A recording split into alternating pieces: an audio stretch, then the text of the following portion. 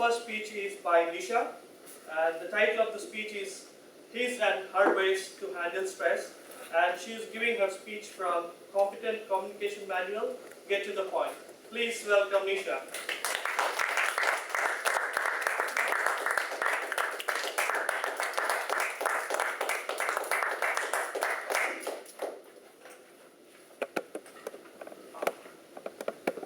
Thank you, Mr. Toastmaster, fellow Toastmasters, and a most welcome guest. Recently, my husband bought himself a boy toy. It's a super sports bike. I'm not at all happy about it because riding motorcycles is a huge liability. So the next thing we did is we went to report his life insurance. And there we were sitting in our insurance agent's office, and he was signing this bunch of papers, and she said something that really stuck with me.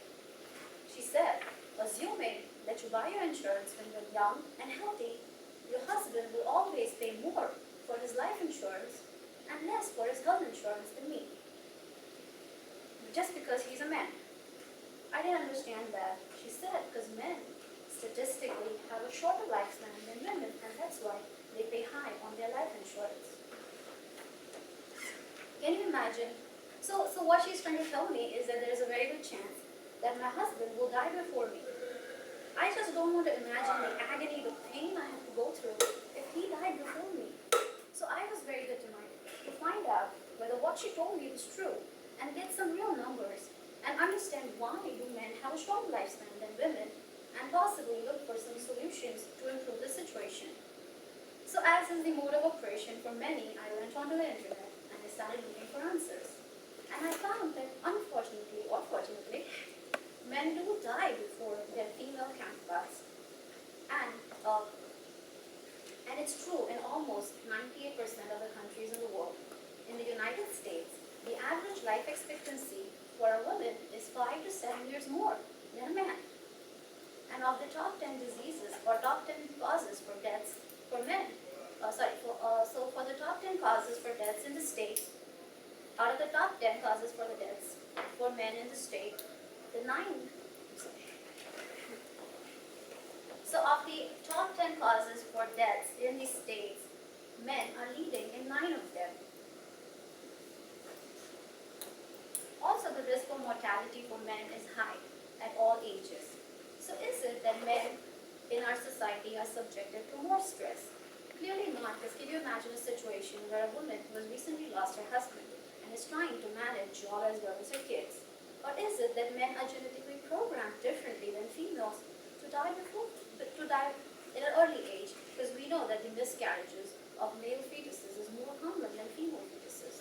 I think the answer to my question that why do men have a shorter lifespan than women actually comes from a study that was conducted at UCLA by Dr. Taylor. So since prehistoric time, our animal instincts have been to fight or flight in a stressful situation. That is, either we stand up and we face the music, or we just withdraw and move away from a conflict. So in this study, what they found is that men are still stuck by default in this fight or flight mode.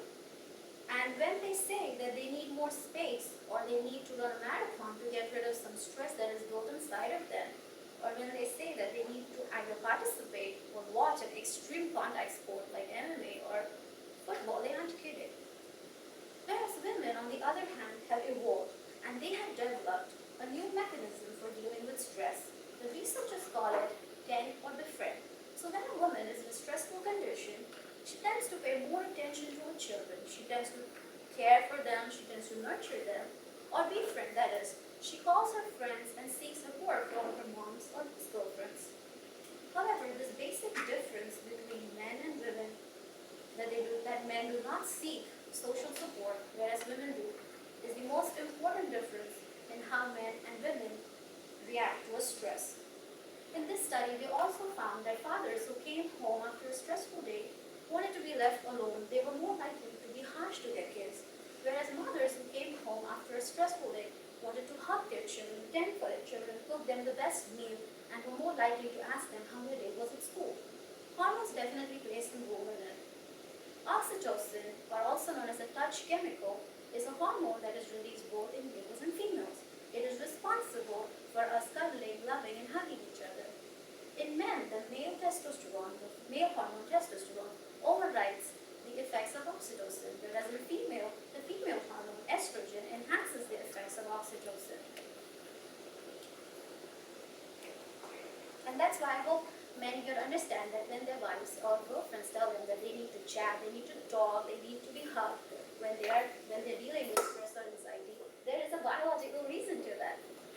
Well, the whole purpose of trying to understand why there are gender differences and how stress is handled by both men and women, the whole purpose for that is to save more men, women, and relationships from stress. So only if women can give their men more grace and tell them to ask for help, especially when they're lost, ask for directions. And also, if they just say, honey, it's okay if you want to play golf on Sunday with your friends, I can go to the mall by myself. And men on the other side, if they can do a little effort to talk to their girlfriends or spouses, or hug them, or cuddle them, or give them those reassurances they're going to need to feel safe in a situation, we might have more men and women who are free of stress-related disorders.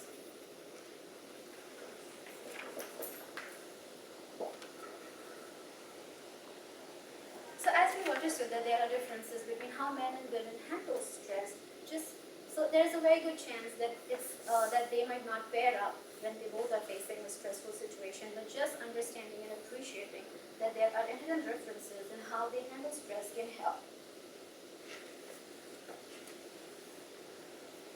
Also, we'll have more relationships that are stress-free.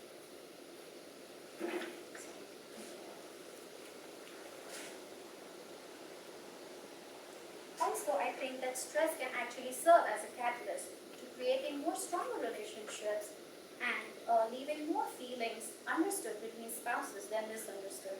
So now coming back to my husband's motorcycle, as I told you, I'm not very excited about that. And maybe as a woman, I can almost never understand why someone needs to ride a motorcycle at the end of a stressful day to relieve stress. But at least now I appreciate that it is something that he needs to do for himself. And if that's going to save him from any stress-related disorders, then I'll take it any day and every day.